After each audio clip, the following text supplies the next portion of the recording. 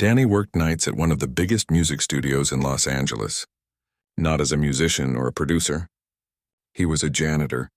Every evening at 6, he'd clock in, put on his blue maintenance uniform, and start his shift while everyone else was heading home. The studio was called Meridian Records, and it was the kind of place where famous people made their albums. Danny had seen movie stars, platinum-selling artists, and legendary producers walk through those doors. But they never saw him. Not really. To them, he was just the guy who emptied the trash cans and mopped the floors. 3 years. That's how long Danny had been doing this job. 3 years of pushing a cleaning cart down hallways covered with gold records. 3 years of wiping down equipment that cost more than his car. 3 years of being completely invisible. But Danny had a secret. Every night, after the last producer left and the studio went quiet, Danny would slip into Studio A. That's where they kept the grand piano, a beautiful black Steinway that probably cost more than he'd make in 5 years. And there, alone in the dim light, Danny would sit down and teach himself to play. He couldn't afford piano lessons. He'd tried looking into it once, but even the cheapest teacher in LA wanted $100 an hour. That was nearly a full day's pay for him. So instead, he learned from his phone, YouTube videos mostly. He'd watch some tutorial, pause it, try to copy what the teacher did, mess up and try again, over and over. His hands weren't meant for piano, or at least that's what he thought sometimes. They were rough and calloused from years of manual labor. His fingers would cramp up after an hour of practice. But he kept going. Something inside him needed this. Needed to create something beautiful in a world where he spent most of his time cleaning up after other people.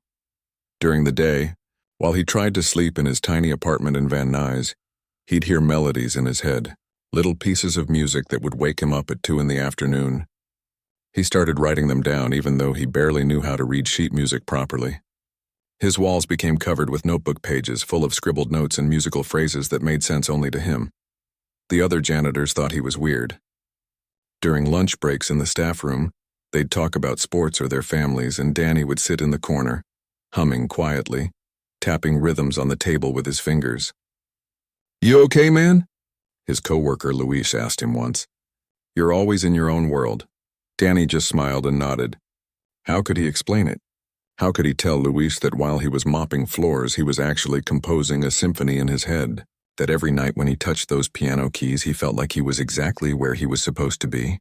The truth was, Danny had always loved music.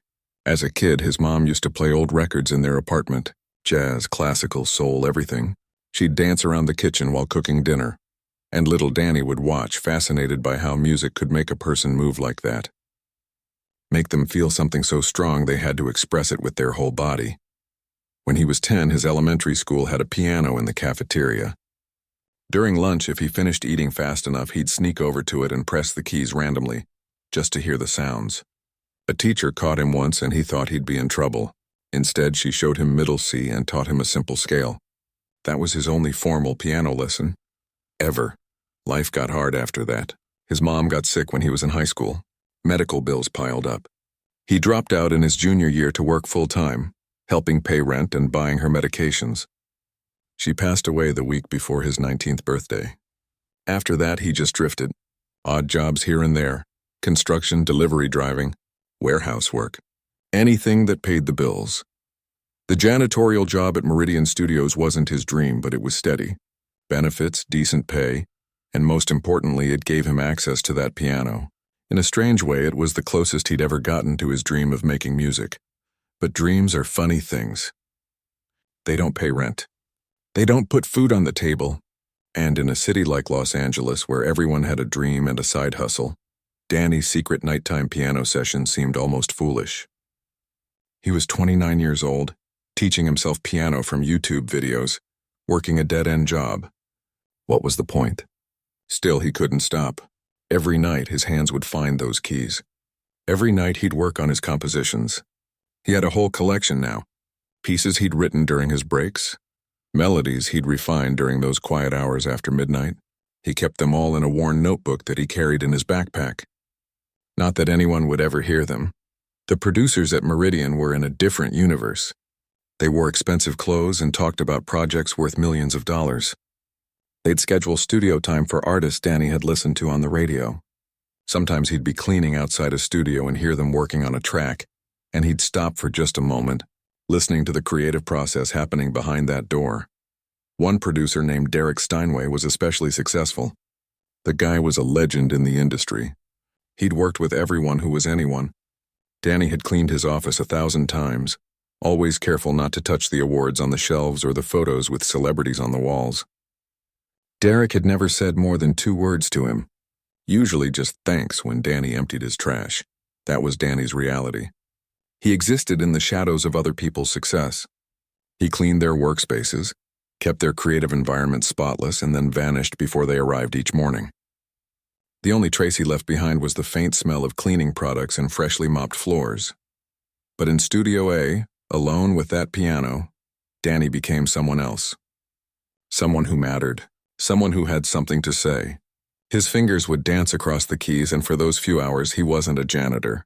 He was a composer, an artist, a musician. He never told anyone about his music. What would he even say? Hey, I know I'm just the cleaning guy, but I've actually written dozens of compositions that I think are pretty good. They'd laugh. Or worse, they'd give him that sympathetic look people give you when they think you're chasing an impossible dream. So Danny kept quiet. He did his job, collected his paycheck, and poured his soul into music that no one would ever hear. That was just how it was, how it would always be. Or so he thought. Because sometimes life has a funny way of putting you exactly where you need to be, right when you need to be there. Sometimes the universe arranges things in ways you could never plan or predict. And sometimes, the moment that changes everything starts with something as simple as being in the wrong place at the wrong time. Or maybe, the right place at the right time. Danny didn't know it yet, but everything was about to change. His invisible life was about to become very, very visible, and it would all start with one fateful Friday evening, when nothing went according to plan. Friday nights at Meridian Studios were usually quiet. Most people wrapped up their sessions early to beat the traffic and start their weekends. But this Friday was different. Very different. Danny showed up for his shift at 6 like always, but something was off the moment he walked through the employee entrance. The parking lot was packed, not just with regular cars, but with luxury vehicles. A Tesla here, a Mercedes there, even what looked like a Bentley near the front entrance. He checked the schedule board in the staff area. His supervisor had posted a note in red marker. Special event tonight in main lounge and Studio A, do not disturb until after 10.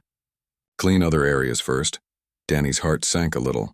Studio A was his spot, his piano time. But he shrugged it off. Work was work. He'd just practice extra tomorrow night to make up for it.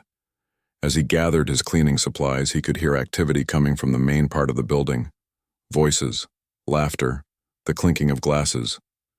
Someone was having a party, and from the sounds of it, an expensive one.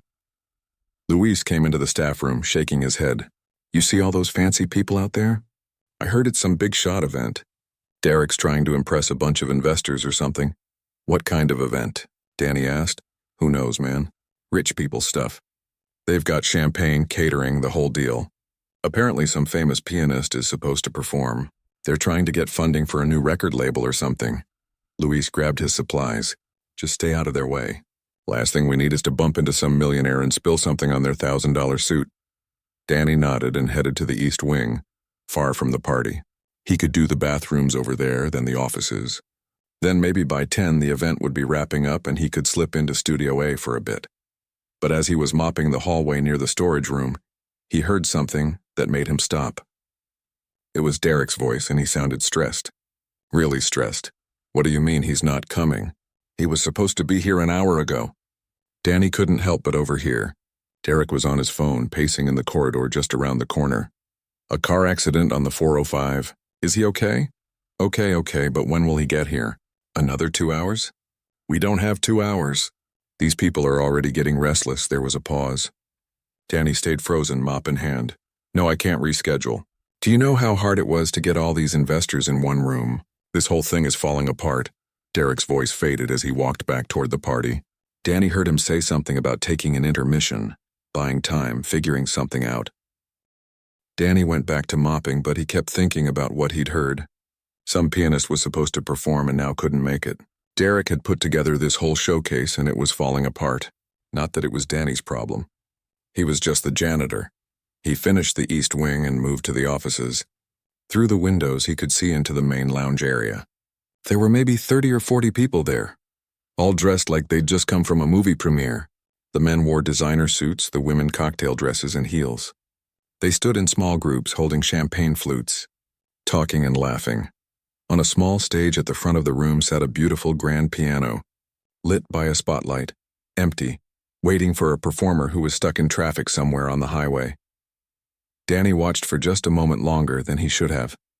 In his mind, he imagined what it would be like to sit at that piano, to play for people who actually wanted to listen, not alone in an empty studio at midnight, but in front of an audience, a real audience.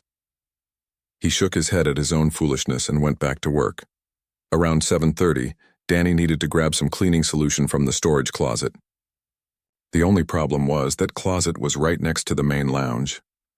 He'd have to walk past the party to get to it. He tried to be invisible, which was usually easy. People like him were always invisible to people like them, but as he wheeled his cart past the entrance to the lounge, he heard Derek's voice again. "Ladies and gentlemen, I apologize for the delay. Our featured performer is unfortunately stuck in traffic due to an accident. We're going to take a short intermission and—" Danny kept walking head down, focused on getting to the storage room, but then something happened that he didn't expect. "Hey, you there." Danny froze. Was Derek talking to him? He turned slowly. Derek was standing at the entrance to the lounge, looking directly at him. Behind Derek, several dozen pairs of eyes turned to see who he was talking to. "Yes, you. Come here for a second." Danny's mouth went dry. Had he done something wrong? Was he not supposed to be in this area? He pushed his cart to the side and walked over, very aware of his worn maintenance uniform and the chemical smell probably coming off his clothes. Derek looked frazzled, desperate even. His perfect hair was slightly messed up from running his hands through it. "Quick question. This is going to sound random, but can you play piano?" The question hit Danny like a punch to the chest. Of all the things he expected Derek to ask, that wasn't it. He stood there for a second, not sure how to answer. If he said no, that would be a lie. But if he said yes, then what? Yeah, a little bit." The words came out quietly, almost a whisper. But Derek heard them. And suddenly something shifted in Derek's expression.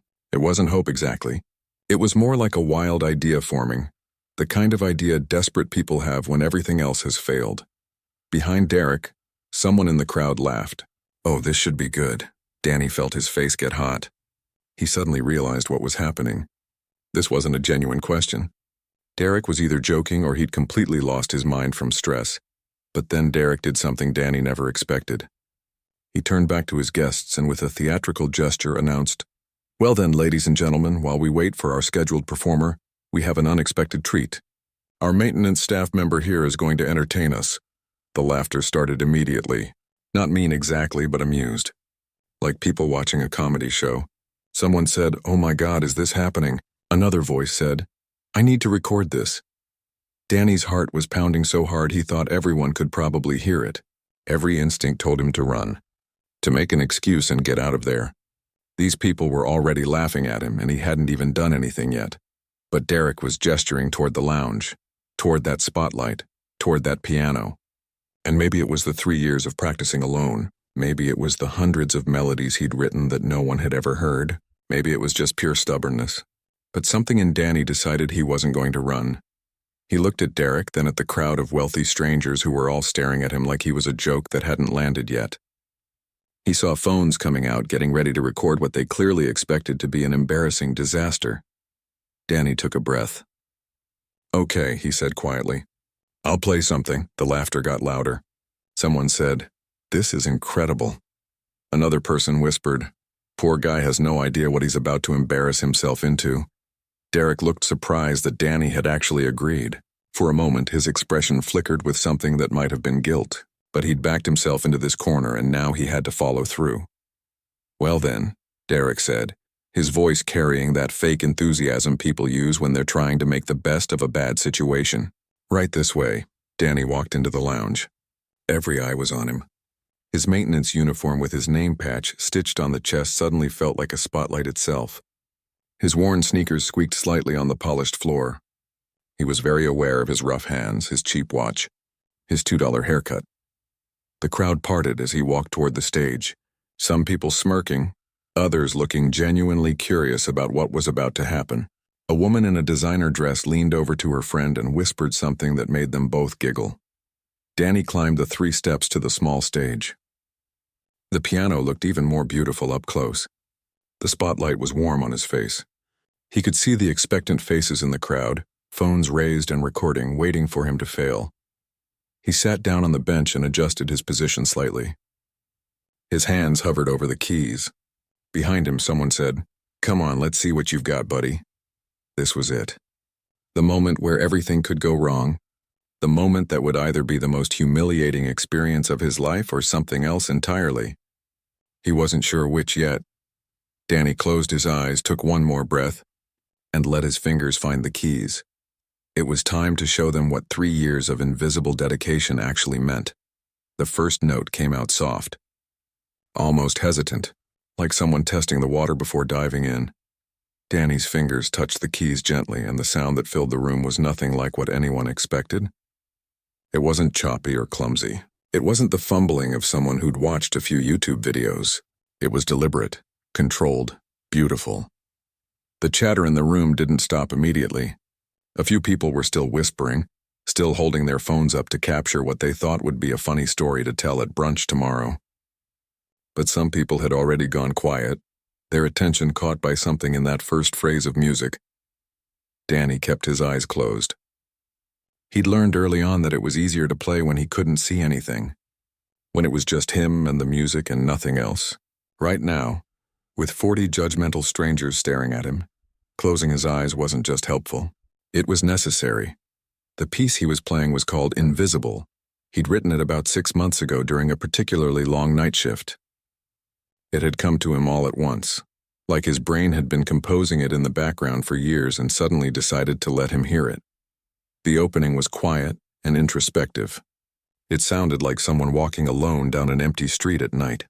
Someone no one noticed. Someone who didn't matter to the world around them. The melody was simple but haunting. Just a few notes repeated with slight variations, each one carrying a weight of loneliness.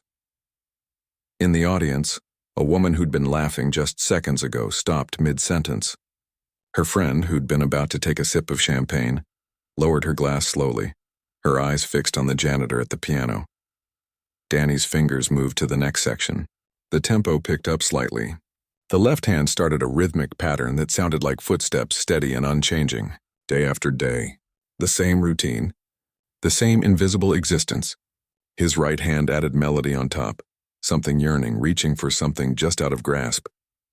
More people had stopped talking now. The room was getting quieter. Someone lowered their phone, forgetting they were supposed to be recording something funny.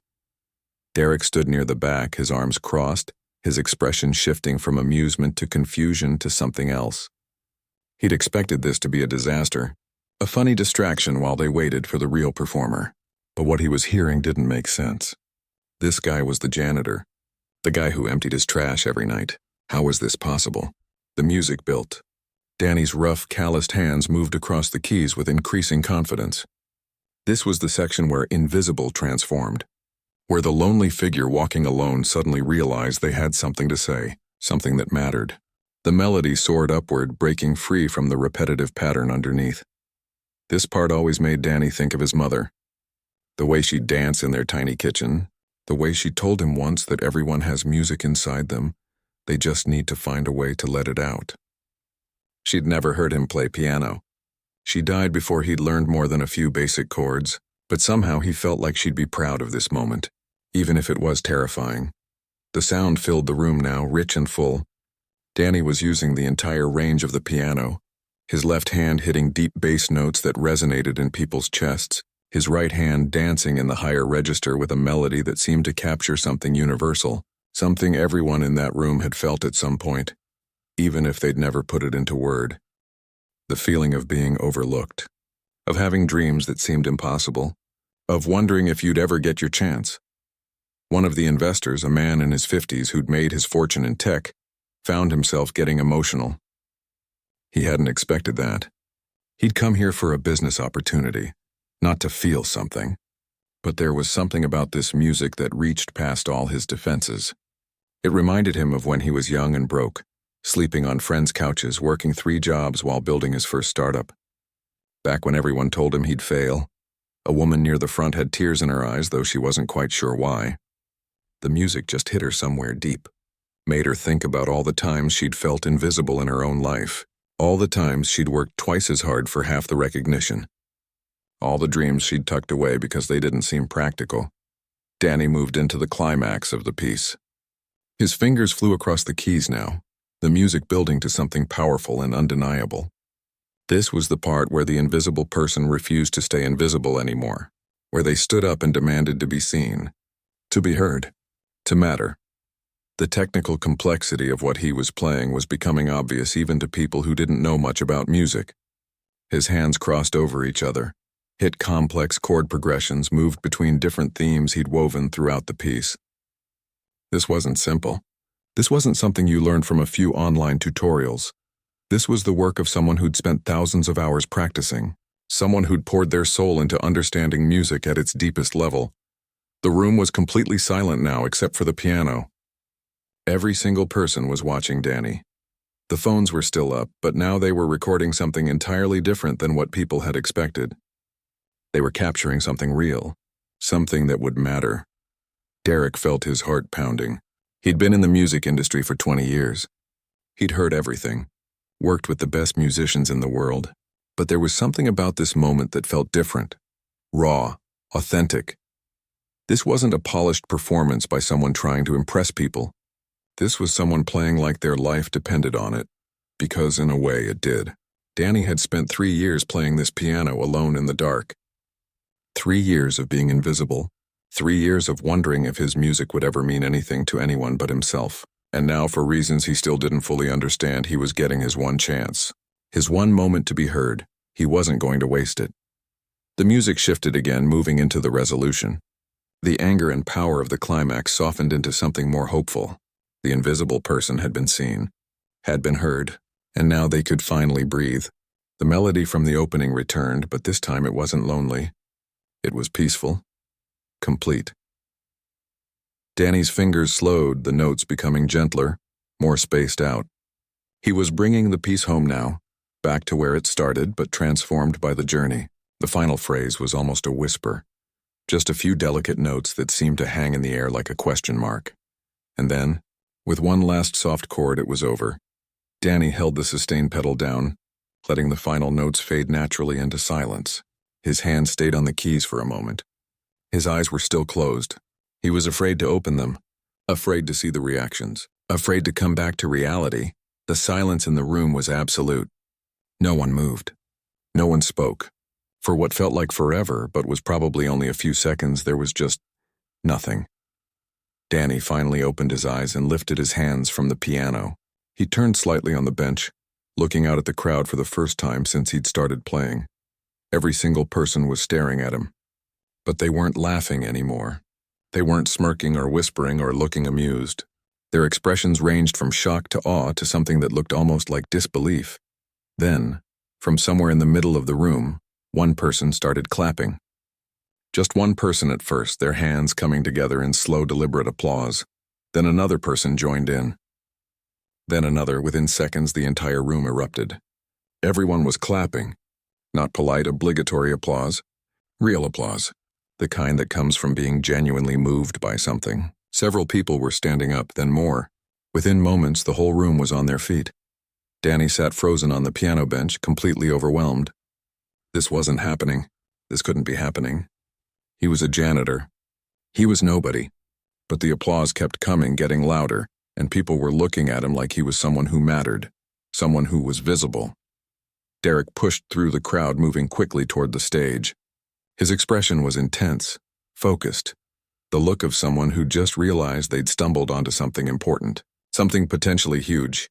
He reached the stage and looked up at Danny, who was still sitting there in his maintenance uniform, looking completely lost. "Who wrote that piece?" Derek asked, his voice cutting through the applause. Danny's throat was dry. He could barely get the words out. "I did. You wrote that?" Yes, Derek's eyes went wide. You could see his mind racing, connecting dots, seeing possibilities. "Do you have more? More pieces like that?" Danny thought about his apartment. The walls covered in sheet music. The notebook in his backpack filled with compositions, the melodies that woke him up in the middle of the day, the 3 years of music that no one had ever heard. Yeah, he said quietly. I have a lot more. The applause was still going. People were pulling out business cards, trying to get closer to the stage.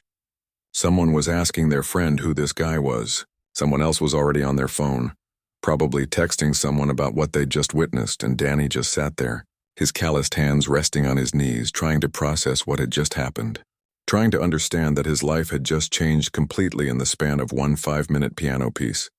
The invisible janitor wasn't invisible anymore. The applause finally died down, but the energy in the room hadn't settled. People were buzzing with conversation, glancing back at Danny, who was still sitting at the piano trying to make sense of what had just happened. Derek climbed the steps to the stage, his eyes locked on Danny with an intensity that was almost uncomfortable. Stay right there, he said. Don't move. I need to talk to you. But before Derek could say anything else, people started approaching the stage. A man in an expensive suit pushed forward, pulling out a business card. That was extraordinary. I'm with Capitol Records, and I'd love to discuss— Excuse me, a woman interrupted, stepping between them. I represent film composers. That piece would be perfect for— More people crowded around. Everyone talking at once. Everyone wanting something. Danny felt like he was drowning in attention, and he had no idea how to handle it. 20 minutes ago, he'd been mopping floors. Now he had music executives throwing business cards at him. Derek held up his hands, his producer instincts kicking in. Everyone, please. Give us some space here. He turned back to Danny, lowering his voice. Seriously, don't talk to anyone until we've had a chance to speak. This is important. Danny nodded, not trusting himself to say anything. His heart was still racing. His hands were shaking slightly. He climbed down from the stage, and Derek guided him away from the crowd toward a quieter corner of the room. Listen, Derek said, his voice intense but not unkind. I need you to be straight with me. How long have you been playing? 3 years, Danny said. Teaching myself. Mostly at night after everyone leaves. Teaching yourself? Derek looked genuinely shocked. You taught yourself to play like that in 3 years? I practice every night. A few hours, sometimes more. Derek ran his hand through his hair, a gesture Danny had seen him do 100 times through office windows. But now he was doing it right in front of Danny, talking to him like he was a real person, like he mattered. And you said you have more compositions? Danny nodded. Yeah, maybe 30 or 40. Some are finished, some are still rough. I write whenever I can. 30 or 40 original pieces. Derek let out a breath. Do you have them with you? Danny thought about his backpack in the staff room. The worn notebook with his messy, handwritten sheet music. Some of them. Not all. Can I see them? This felt surreal. Derek was one of the most successful producers in LA, and he was asking to see Danny's notebook. The one with the coffee stains and the bent corners. The one Danny carried everywhere but never showed anyone because he was too embarrassed by how amateur it looked. They're just rough notes, Danny said. I don't write music properly. I just kind of figure out what sounds right and write it down how I can understand it. I don't care what they look like. I want to hear what they sound like. Danny nodded slowly. Okay, they're in the staff room. I can get them. Go, Derek said. I'll wait here. And Danny? He actually knew his name. He'd read his name patch. Don't leave the building without talking to me first. Please. Danny made his way through the crowd, people still trying to get his attention, still asking questions. He felt like he was moving through a dream. Nothing felt real. He pushed through the door into the back hallway, and suddenly the noise cut off. It was quiet again. Normal. He stood there for a moment, just breathing. The fluorescent lights. The industrial carpet. His cleaning cart still sitting where he'd left it. This was his world. The world he understood. That party out there, those people, that applause. That wasn't his world. That was someone else's life. But maybe it didn't have to be. Danny walked to the staff room and grabbed his backpack. Luis was there, eating a sandwich on his break, watching something on his phone. Hey man, you okay? Luis asked. You look weird. Yeah, Danny said. I'm okay, just something crazy just happened. What kind of crazy? Danny didn't know how to explain it. I'll tell you later. He walked back toward the lounge, clutching his backpack. Inside was the notebook. 3 years of his life. 3 years of melodies and harmonies and ideas that he'd never believed anyone would care about. and now one of the most powerful people in the music industry wanted to see them. When he got back to the lounge, Derek was talking to some of the investors, but he broke away as soon as he saw Danny. "You got them?" Danny pulled out the notebook. It looked even worse than he remembered. The cover was held together with tape. Pages were falling out.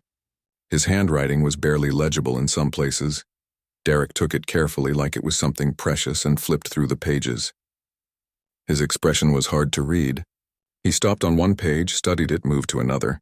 Danny couldn't tell if he was impressed or disappointed. "Can you play any of these right now?" Derek asked. "Yeah, I know most of them by heart. The investors are still here. They came to hear music. Would you be willing to play one more?" "Maybe two." Danny's stomach twisted.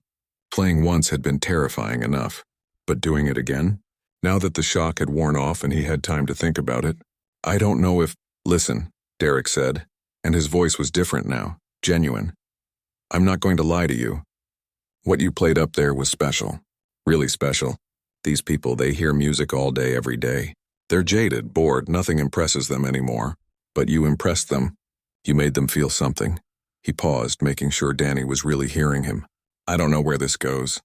I don't know what happens next. But I do know that opportunities like this don't come around often, and when they do, you have to grab them. Even if you're scared. Especially if you're scared." Danny looked down at his notebook in Derek's hands. At the 3 years of invisible work. At the dreams he'd kept hidden because they seemed too impossible to share. "What song should I play?" he asked quietly. Derek smiled. Not his fake industry smile. A real one. "You're the artist. You choose, artist." No one had ever called Danny that before. He'd called himself a janitor, a nobody, a dreamer, a fool, but never an artist. They walked back toward the stage together. The crowd had thinned a little. Some people had to leave, had other obligations, but at least 25 people remained, and when they saw Danny coming back, they started gathering around the piano again. "Ladies and gentlemen," Derek announced, "our unexpected discovery has agreed to perform 2 more original compositions. Please give him your full attention." Danny climbed back onto the stage. This time he wasn't closing his eyes to hide. He was closing his eyes to focus. He opened his notebook on the music stand even though he didn't really need it. He knew these songs in his bones. The first piece he chose was called Rising. He'd written it on a particularly good night. One of those rare nights when everything clicked and the music flowed out of him faster than he could write it down. It was more upbeat than invisible, more energetic. It had a hopeful quality to it, like watching the sun come up after a long night. His fingers found the keys and he started to play. This time he wasn't as nervous. This time he let himself feel the music, let it carry him. The piece started with a simple ascending melody, building layer by layer, getting more complex and more joyful as it went. People were recording again, but Danny didn't care. He was lost in the music, in the moment, in the incredible feeling of finally being heard. When Rising ended, the applause came immediately. Louder this time, if that was possible. Someone whistled. Someone else shouted, "Bravo!" Danny didn't wait long before starting the second piece. This one was called Midnight Streets, and it was slower, more contemplative. He'd written it thinking about all those lonely walks home after his shift, through empty LA streets at 3 in the morning, when the city was finally quiet and he could just think. The melody was jazzy and melancholic, with unexpected chord changes that captured that feeling of late-night solitude. Not sad exactly, but reflective.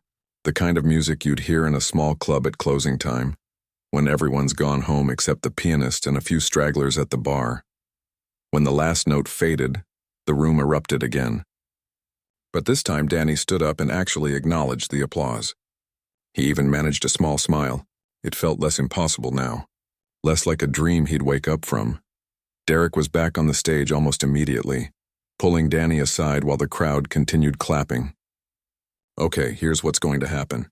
These investors were here tonight to fund my new record label. We were going to focus on developing singer-songwriters, but I'm thinking we need to pivot." "Pivot to what?" Danny asked. Derek looked at him like the answer was obvious. "To you, your music. I want you to be the first artist we sign.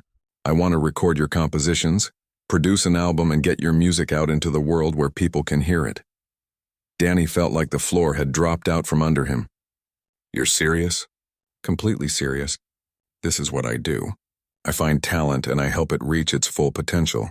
And Danny, you have more raw talent than anyone I've worked with in years. But don't say you're just a janitor.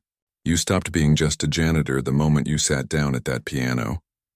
You're a composer, a musician, and if you're willing to take a chance, I'm willing to take a chance on you. Danny looked out at the crowd, at the people who'd laughed at him 30 minutes ago, and were now looking at him with respect. With interest. With belief. His whole life was about to change. The invisible man was about to become very, very visible. Danny didn't sleep that night, not because he had to work. His shift was technically over, but because his mind wouldn't stop racing. He sat in his tiny apartment in Van Nuys, staring at the walls covered in sheet music, trying to process what had happened. Derek had given him a business card, asked him to come to the office on Monday morning, not as a janitor, as an artist. The words still didn't feel real. Around 3 a.m, Danny pulled out his phone and stared at Derek's number. Was this all a joke? Would he show up Monday and find out it was some elaborate prank? Rich people did stuff like that sometimes, didn't they? Got bored and messed with regular folks for entertainment? But then he remembered the look in Derek's eyes, the seriousness in his voice, the way those investors had listened to his music like it actually mattered. Monday morning came too slowly and too fast at the same time. Danny put on the nicest clothes he owned, a button-down shirt he'd bought at a thrift store for a cousin's wedding 2 years ago, his only pair of dress pants, shoes he'd polished 3 times until they looked almost new. He took the bus to the studio, the same bus he'd taken 1,000 times before, but everything felt different. He wasn't going to work. He was going to a meeting about his music, about his future. When he walked into Meridian Studios through the front entrance instead of the employee door, the receptionist looked at him confused. "Can I help you? I have a meeting with Derek.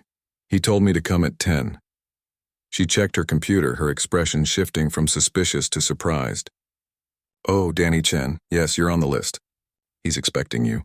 3rd floor, corner office. Danny had cleaned that office 100 times, but he'd never been inside it during business hours. Never sat in one of those expensive chairs or looked out those floor-to-ceiling windows at the LA skyline. Derek was on the phone when Danny arrived, but he waved him in immediately. "Yeah, I'll call you back. Something important just came up." He hung up and stood, extending his hand. "Danny, glad you came." "Wasn't sure you would. Why wouldn't I? Because sometimes people get scared. Opportunity can be more terrifying than staying stuck. Have a seat." Danny sat in one of the leather chairs across from Derek's desk. It was more comfortable than his bed at home. "So here's what I've been thinking," Derek said, leaning forward. "I spent all weekend listening to the recordings from Friday night. Watched the videos people posted. And I've been talking to the investors." Danny's stomach tightened. Here it comes, he thought. The part where Derek says it was all a mistake. "They want in," Derek continued. "All of them. They're funding the label. And they specifically want to invest in you, your music. They believe in what you've got." Danny couldn't speak. He just sat there trying to breathe normally. "Here's what I'm proposing," Derek said. "We spend the next 6 months developing your music, recording your compositions, working with you to refine them, produce them properly. We put together an album, a real album with professional production, and then we release it and see what happens. 6 months? Could be longer. Could be shorter. Depends on the work, but that's the timeline I'm thinking. What about my job? I can't afford to not work for 6 months." Derek smiled. "You'll be working for me. We'll pay you a salary while we develop the album. Not a fortune, but enough to live on. More than you're making as a janitor." Danny felt dizzy. "You're serious? This is really happening. It's really happening. If you want it to happen." "If I want it?" Danny almost laughed. "This is everything I've ever wanted. I just never thought it was possible." "Most impossible things are only impossible until someone actually does them," Derek said. "Look, I'm not going to lie to you. This industry is brutal. It's competitive. There are no guarantees.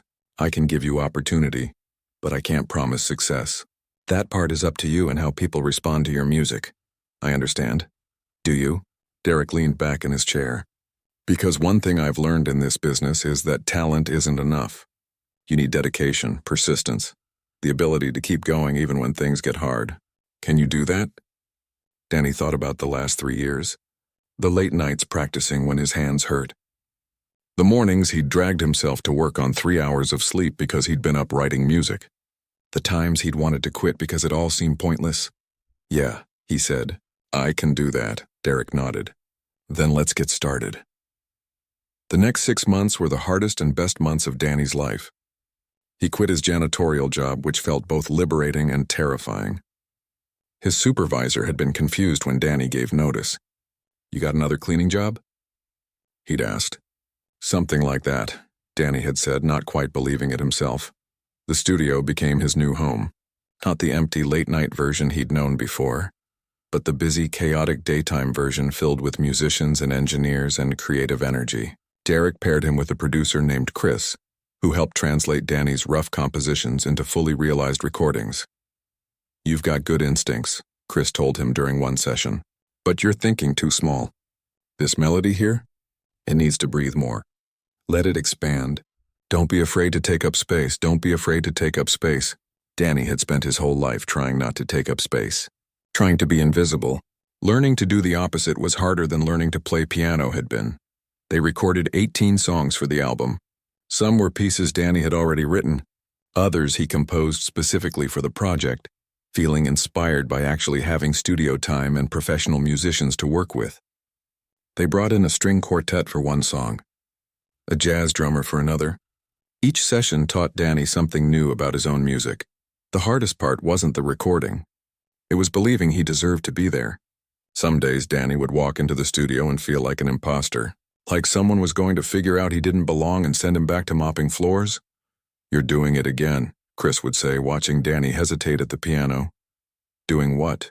"Doubting yourself. Stop it, you earned this. Your music earned this."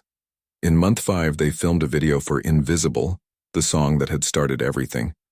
The director wanted to tell Danny's story, show him in his old maintenance uniform, then transition to him at the piano, then show him now, as a real musician. "I don't want it to be cheesy," Danny said. "It's not cheesy if it's true," the director replied. "Your story matters. People need to hear it." When the album was finally finished, Derek threw a listening party. A real one this time, not the chaos of that first night. They invited journalists, music bloggers, streaming service executives, people who could help get Danny's music heard. Danny sat in the back of the room as they played the album straight through. All 18 songs. His 3 years of invisible work, now polished and produced in real. He watched people's faces as they listened, saw them react to the melodies he'd written alone in the dark. When it ended, a music journalist approached him. "This is remarkable. How would you describe your sound?" Danny thought about it. "I guess I'd call it honest.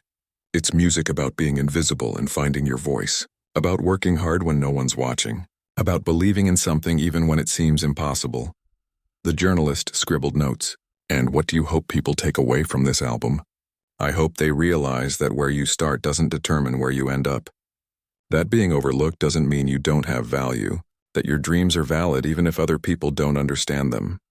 The album released on a Tuesday in March.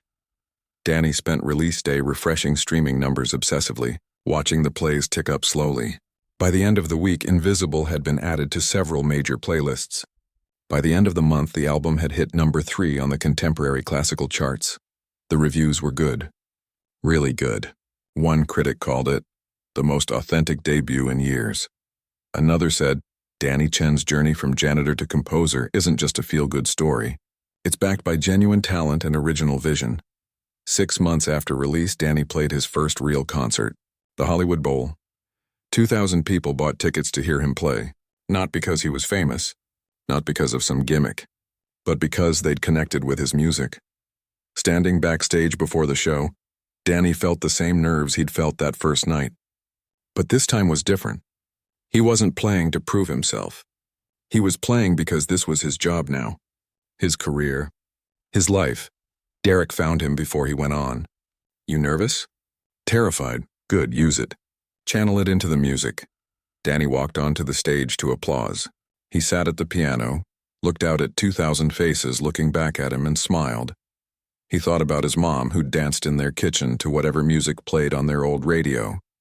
About Luis and the other janitors he'd worked with. About every late night he'd spent alone practicing, dreaming, hoping, and then he started to play. The music filled the bowl, carried out into the warm California night. And for those 2 hours, Danny wasn't invisible at all. He was exactly where he was supposed to be, doing exactly what he was meant to do. 3 years earlier, he'd been a janitor who played piano when no one was watching. Now he was a composer who played piano while the world listened, all because one night he'd made the choice to sit down at that piano, to play his truth even when people were laughing, to take up space even when he was terrified.